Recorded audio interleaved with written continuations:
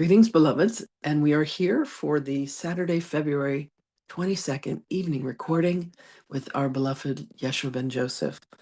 The evening focus is the angel of eternal life. And the blessing says this: at this time of newness, of moving faster into the unknown, let me never forget that while I am new, I am also old. There is an ancient part of me that will provide the source of knowing as my newness wanders forth to seek its true identity. I am new. I am ancient. I am. How gorgeous is that? Okay, so now we have the introduction to book 2. Yesterday I read the preface. Today is the introduction to book 2 of the Essene Gospel of Peace. There are 3 paths leading to truth. The first is the path of consciousness. The second, that of nature. The third is the accumulated experience of past generations, which we receive in the shape of the great masterpieces of all ages. From time immemorial, man and humanity have followed all 3 paths. The first path to truth, the path of the consciousness, is that followed by the great mystics. They consider that the consciousness is the most immediate reality for us and is the key to the universe. It is something which is in us, which is us. And throughout the ages, the mystics have made the discovery that the laws of human consciousness contain an aspect not found in the laws governing the material universe. A certain dynamic unity exists in our consciousness, where one is at the same time many. It is possible for us to have simultaneous different thoughts, ideas, associations, images, memories, and intuitions occupying our consciousness within fragments of a minute or a second. Yet all this multiplicity will constitute only a single dynamic unity. Therefore, the laws of mathematics, which are valid for the material universe and are a key to its understanding, will not be valid in the field of consciousness, where in a realm where 2 and 2 do not necessarily make 4. The mystics also found that measurements of space, time, and weight, universally valid in nature and throughout the material universe, are not applicable to the consciousness, where sometimes a few seconds seem like an hour or hours seem like a minute. You know what's interesting about this? There are times when I'm reading and Yeshua is talking to me at the same time. Really fascinating. Our consciousness does not exist in space and therefore cannot be measured in spatial terms. It has its own time, which is very often timelessness. So temporal measurements cannot be applied to truth reached by this path. The great mystics discovered that the human consciousness, besides being the most immediate and the inmost reality for us, is at the same time our closest source of energy, harmony, and knowledge. The path to truth, leading to and through the consciousness, produced the great teachings of humanity, the great institutions, and the great masterpieces throughout the ages. Such then is the first path to or through. Such then is the first path to or source of truth, as the Essene traditions understand and interpret it. Unfortunately, the magnificent original institutions of the great masters often lose their vitality as they pass down the generations. They are very often modified, distorted, turned into dogmas, and all too frequently, their values become petrified in institutions and organized hierarchies. The pure intentions are choked by the sands of time and eventually have to be dug out by seekers of truth, able to penetrate into their essence. Another danger is that persons following this path to truth, the path of the consciousness, may fall into exaggerations. They come to think that this is the only path to truth and disregard all others. Very often, too, they apply the specific laws of the human consciousness to the material universe where they lack validity and ignore the laws proper to the latter sphere. The mystic often creates for himself an artificial universe, farther and farther removed from reality, till he ends by living in an ivory tower, having lost all contact with reality and life. The second of the three paths is the path of nature. While the first path of the consciousness starts from within and penetrates thence into the totality of things, the second path takes the opposite way. Its starting point is the external world.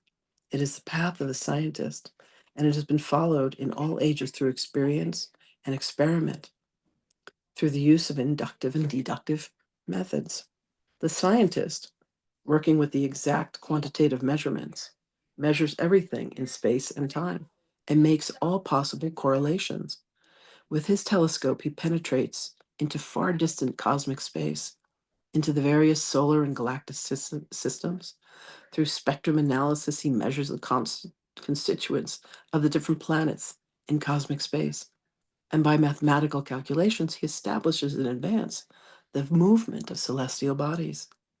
Applying the law of cause and effect, the scientists established a long chain of causes and effects which help him to explain and measure the universe as well as life. But the scientist, like the mystic, sometimes falls into exaggerations. While science has transformed the life of mankind and has created great values for man in all ages, it has failed to give entire satisfaction to the solution of the final problems of existence, life, and the universe. The scientist has the long chain of causes and effects secure in all its particulars, in all its particles, but he has no idea what to do with the end of the chain. He has no solid point to which he may attach the end of the chain. And so, by the path of truth through nature and the material universe, he's unable to answer the great and eternal questions concerning the beginning and ends of all things. The greatest scientists recognize that in the metaphysical field, beyond the scientific chain, there is something else, continuing from the end of that chain. However, there are also the dogmatic scientists who deny any other approach to truth than their own, who refuse to attribute reality to the facts and phenomena which they cannot fit neatly into their own categories and classifications.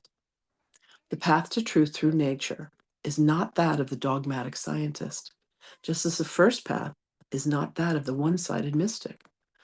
Nature is a great open book in which everything can be found. If we learn to draw from the inspiration that it has given to the greatest thinkers of all age, if we learn her language, nature will reveal to us all the laws of the universe. Isn't that thrilling? Hmm. It is for this reason that all the great masters of humanity from time to time withdrew into nature.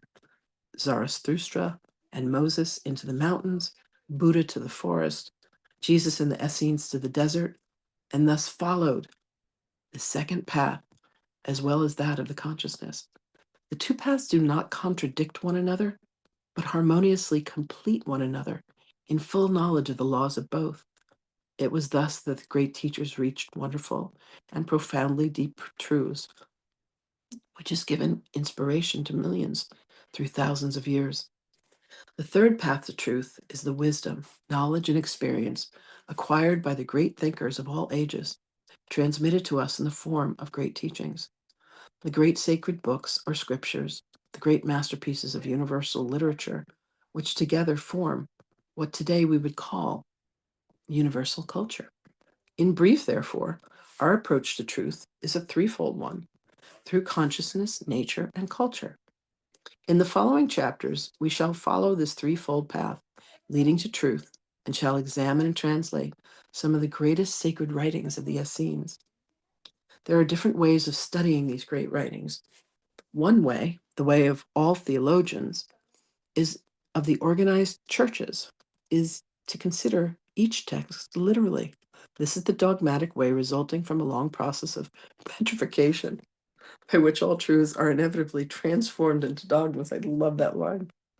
When the theologian follows this most easy but one sided path, he runs into endless contradictions and complications, and he reaches a conclusion as far removed from the truth as that of the scientific interpreter of these texts, who rejects them as entirely valueless and without validity. The approaches of the dogmatic theologian and the exclusivist scientist represent two extremes. A third error is to believe, as do certain symbolists, that these books have no more than a symbolic content and are nothing more than parables. With their own particular way of exaggeration, these symbolists make thousands of different and quite contradictory interpretations of these great texts. The spirit of the Essene tradition is opposed to all three of these ways of interpreting these ageless writings and follows an entirely different approach. The Essene method of interpretation of these books is, on the one hand, to place them in harmonious correlation with the laws of the human consciousness and of nature, and on the other one, to consider the facts and circumstances of the age and environment in which they were written. This approach also takes into account the degree of evolution and understanding of the people to whom the particular master was addressing his message. Since all the great masters had to adapt their teaching to the levels of their audience, they found it necessary to formulate both an esoteric and exoteric teaching. The exoteric message was one comprehensible to the people at large and was expressed in terms of various rules, forms, and rituals corresponding to the basic needs of the people and the age concerned. Parallel with this, the esoteric teachings have survived through the ages, partly as written and partly as unwritten living traditions, free from forms, rituals, rules, and dogmas, and in all periods have been kept alive and practiced by a small minority. It is in this spirit of the interpretation of the truth that the Essene Gospel of Peace will be translated in the following pages. Rejecting the dogmatic methods of literal and purely scientific interpretation, as well as the exaggeration of the symbolists, we shall try to translate the Essene Gospel of Peace in the light of our consciousness and of nature, and in harmony with the great traditions of the Essenes, to whose brotherhood the authors of the Dead Sea Scrolls themselves belonged. I'm so thrilled. Like, what gets me up and out of bed every day is knowing that I have another great Essene journey in front of me. I find myself more loving in my relationships with people. I find myself, I don't know, more loving in my relationship to myself, treating myself more kindly, speaking of myself more highly, and embracing the divine within me. It's been a gorgeous, gorgeous journey in this understanding that I am an Essene. It's such a statement of power. If you would all repeat with me, I understand. I am an Essene. And Yeshua's in the back going, yes, you are. So I'm going to bring him forth now. Okay, here we go, ladies and gentlemen. Our beloved Yeshua ben Joseph. Greetings, beloved ones. Beloveds, here is one truth that we wish for each and every one of you to know. If you are drawn to this transmission, then you yourself are indeed an Essene. There is no escaping. It is very much what you are attracted to is what is attracting to you. The truth of you. You cannot be persuaded against or pushed away from what is meant for you. And what is meant for you, beloveds, is the remembrance and the recognition of yourselves as an Essene in and living through an Essene community. It had many names. It was called the Therapeute. It has been called the Kalu. It has been known to be the world of the Druids. Understand, beloveds, that there was a love and appreciation of nature, of all things of the earthly mother, paying homage to the angel of air, the angel of fire, the angel of water. For these three elements are the very construct of all that is known to be this physical reality. And then there is beloved Gaia as the hostess. Understand, beloved, that there are many who have chosen to walk in the pathway of darkness. Lucifer has been winning in this game in many ways, but we are here to illumine, we are here to remind, and we are here to bring you back to the consciousness to know that there is grace that lives within you, that there is light and love that is the very truth of you, and we are here to help you find it. This is our mission, this is our purpose, and we shall prevail. So we thank you for coming to be with us this day, beloved ones. We love you. We are always with you.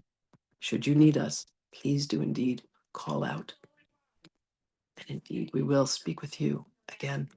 Greetings and salutations, precious beings.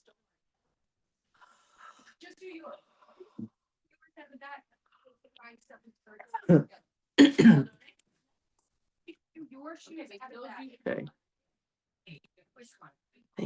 Thank you all so much for being here. I love you. And I will speak with you again.